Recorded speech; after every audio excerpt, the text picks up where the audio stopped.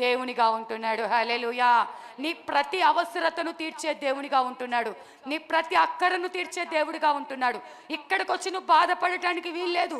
ఇక్కడికి వచ్చి నువ్వు కుమిలిపోతూ ఉండటానికి వీల్లేదు. దిగులు చెందటానికి వీల్లేదు. నీ బాధ ఎంత పెద్దదైనా, నీ అప్పు 10 లక్షలు కావచ్చు, 20 లక్షలు కావచ్చు, లేకపోతే నీ వ్యాధి తగ్గదు అని డాక్టర్లు చెప్పి ఉండొచ్చు. నీకు వచ్చిన నింద తొలగింపలేనిది అయి ఉండవచ్చు. నువ్వు ఎదుర్కొంటున్న పరిస్థితులు నీ వల్ల కానివై ఉండొచ్చు. కానీ నువ్వెందుకు సంతోషించాలంటే అవి ఎంత పెద్ద బాధ అయినా, కొండలాంటి శ్రమ అయినా వాటన్నిటి నుంచి విడిపించగలిగిన దేవుని సన్నిధికి వచ్చాం కాబట్టి దేవుని సన్నిధిలో మనం ఆనందించే వారిగా ఉండాలి. హల్లెలూయా.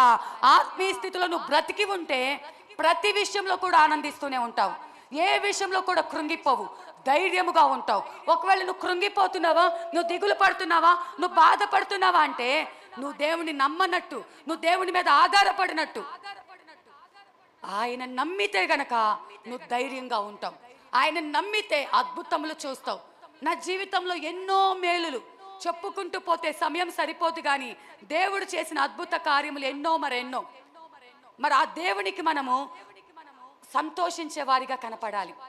మూడవదిగా మనం చూసుకుంటే ఆత్మలో బ్రతికున్న వారు ఎలా ఉంటారు అంటే ఇర్మియా గ్రంథం 33వ అధ్యాయము 3వ వచనం.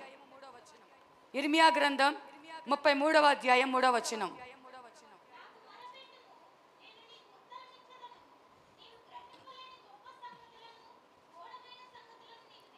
చాలమ్మా.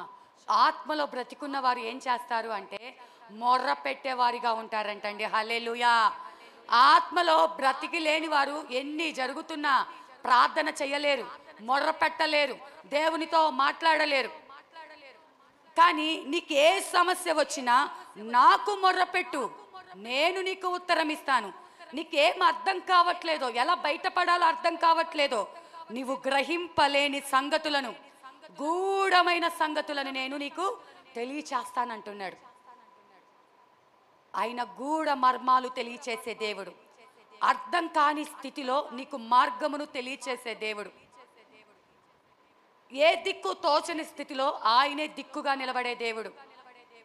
నేను ఆశపడ్డాను ఏమని అంటే, అయ్యా డిసెంబర్ నెల వచ్చేసింది, మందిరాన్ని అలంకరించుకోవాలి, ఇంకొకటి క్యాలెండర్లు తీసుకురావాలి, మరి సెమీ క్రిస్మస్ పనులు మొదలు పెట్టాలి. ఇవన్నీ దేవుని పనులన్నీ ఒక ఎత్తు అయితే ఎందుకు ఈ మాట చెప్తున్నానంటే, చిన్నదైనా అది పెద్దదైనా, 10 లక్షలైనా 10,000 మన వ్యాధి చిన్న తలనొప్పి అయినా, ప్రాణం పోయే మరణకరమైన వ్యాధి అయినా, మనకి అది చిన్నది పెద్దది అయి ఉండొచ్చు, కానీ మన దేవునికి మాత్రం ఏదైనా ఒకటే. హల్లెలూయా.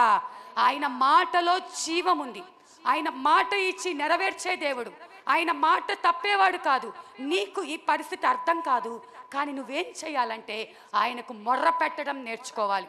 నీ పరిస్థితి ఆయనకు వివరించటం నేర్చుకోవాలి. నీ కష్టం ఆయనకు చెప్పటం నేర్చుకోవాలి. నీకున్న అవసరత ఆయనకు చెప్పటం నువ్వు నేర్చుకోవాలి. ఆయనకంటే నువ్వు గొప్పదానవనా?